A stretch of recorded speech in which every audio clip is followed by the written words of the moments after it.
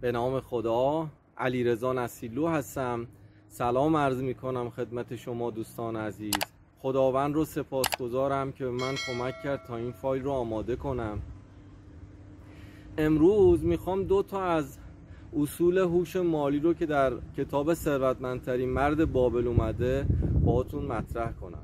اولین اصلی که امروز میخوام باهاتون صحبت کنم اینه که قوانین پول و سرمایه گذاری ساده هستند و در تمام ادوارها و دورانهایی که انسانها زندگی میکنن و مسائل مالی بینشون هست همیشه غیر قابل تغییره، ساده و غیر قابل تغییر.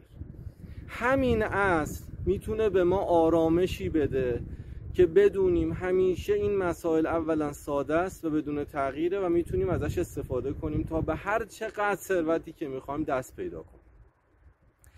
دوستان، قوانین پول و سرمایه گذاری ساده است. اینجوری نیستش که مثلا بگیم یه کار خیلی عجیب غریب باید انجام بدیم تا ثروتمند بشیم، یک شبه ثروتمند بشیم. اصل پسنداز کردن 1/10 از درآمد خیلی ساده است و خیلی ها انجام نمیدن همین اصل ساده رو و منتظرن تا ثروتمند بشن. 2 تا مثال براتون میزنم، مثال زنده که برای دوستان من اتفاق افتاده. من سعی میکنم مثال هایی که میزنم مثال های واقعی باشه تا بتونیم ازش استفاده کنیم. مثال های غیر واقعی نمیتونن به ما کمک کنن. یکی از دوستان من یه واحدی داشتن توی جنوب شهر با خواهرش، بهشون به ارث رسیده بود. 300 میلیون تومان چند سال پیش فروختن و گذاشت توی بانک. این دوست من، نمیدونم خواهرش هم این کارو کرد یا نه، و ازش سود بانکی میگرفت. دوستان، اگر 300 میلیون رو هم با هم گذاشته باشن توی بانک، خیلی دیگه بانک بخواد سود بده ماهی 6 میلیون داده تو حالت خیلی خیلی خوبش، سالی 72 میلیون. ما میگیم روندش میکنیم سالی 80 میلیون. در عرض 10 سالی که این 2 نفر ارثشون رو فروختن 800 میلیون تومان سود داده به اینها، در صورتی که ملک اینها، واحد اینها بین 3 تا 4 میلیارد تومان الان در حال حاضر میارزه. و ببینید چقدر این دوست من ضرر کرده.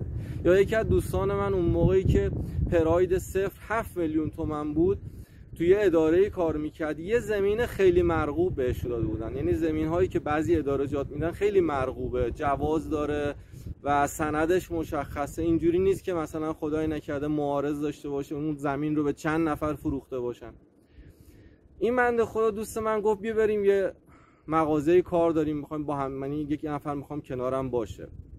رفتیم و اون زمین رو قولنامه کرد. همون روز اون مغازه‌دار 7 میلیون تومان نقد بهش داد و رفت یک پراید 0 خرید. الان پراید 250 میلیون قیمتشه دیگه، خیلی قیمتش بالا باشه، ولی اون زمین رو اون مغازه‌دار سال بعد فروخت 200 میلیون. الان خدا میدونه چند میلیارد تومان اون زمین میارزه.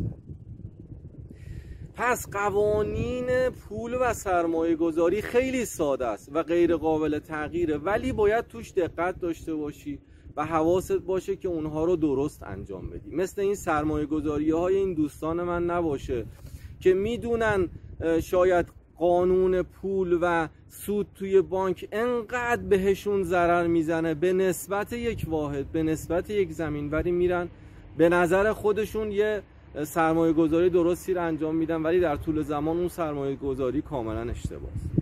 دومین اصلی که امروز میخوام از کتاب ثروتمندترین مرد بابل بگم اینه که کارهای فنی که برات پیش میاد و مخصوصاً اصول هوش مالی رو که میخوای یاد بگیری از حرفه‌ای ترین و متخصص ترین آدم ها یاد بگیر.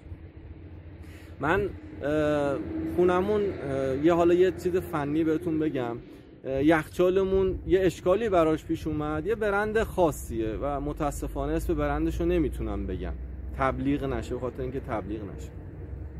یه قسمتی از یخچال باید یخ نمیزد که یخ میزد. جالبه. من بلا فاصله به فنیکار پایین ساختمونم نرفتم بگم آقا بیا اینو یه نگاهی بکن. نه، رفتم به اون برند خاص و خدمات پس از فروشش زنگ زدم. جالبه، پنجشنبه بعد از ظهر بود. خدمات پس از فروش اون یخچال در شهر ما جمعه تعطیل بود، ولی شهر مجاور ما باز بود. به اون خدماتی زنگ زدم، شماره‌شو به من داد و انقدر اون فرد حرفه‌ای بود، گفت یخچال شما یه همچین اشکالی داره، لطفاً خاموشش کنید، بعد از ظهر جمعه میام براتون درستش میکنم. حالا ما وسایل یخچال رو به خاربار فروشی محل سپردیم و تازه انسان‌ها اینجور موقعا متوجه میشن که موهبتی مثل یخچال، نعمتی مثل یخچال چقدر ارزشمنده.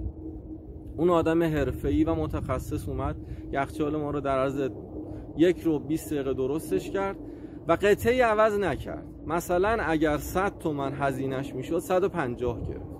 من اون پولو دادم ولی راضی نبودم. خدمات پس از فروشش زنگ زد و گفت شما از این متخصص ما، از این کاری کسی واسهتون کار انجام داد راضی بودین؟ گفتم خیلی کارش خوب بود ولی به نظر من یه ذره گرون گرفت. گفت چطور؟